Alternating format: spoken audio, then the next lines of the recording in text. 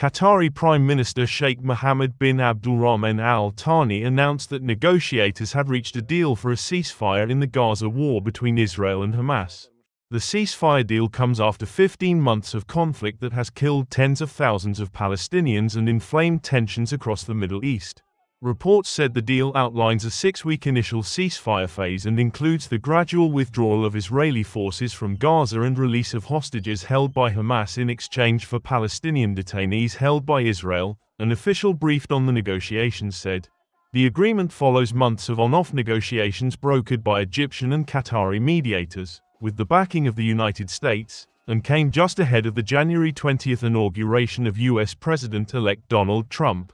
Phase 1 entails the release of 33 Israeli hostages including all women, children and men over 50. Negotiations on implementing the second phase will begin by the 16th day of Phase 1 and it is expected to include the release of all remaining hostages, a permanent ceasefire and the complete withdrawal of Israeli forces from Gaza. The third phase is expected to address the return of all remaining dead bodies and the start of Gaza's reconstruction supervised by Egypt, Qatar and the United Nations.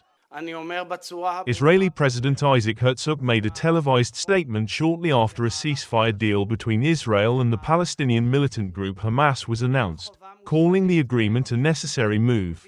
Herzog supported the deal and said releasing the Israeli hostages, the dead and the living, who've been held in Gaza for 15 months was a moral, human, Jewish and Israeli obligation. Israel's campaign in Gaza has killed more than 46,000 people, according to Gaza Health Ministry figures, and left the coastal enclave a wasteland of rubble with hundreds of thousands surviving the winter cold in tents and makeshift shelters.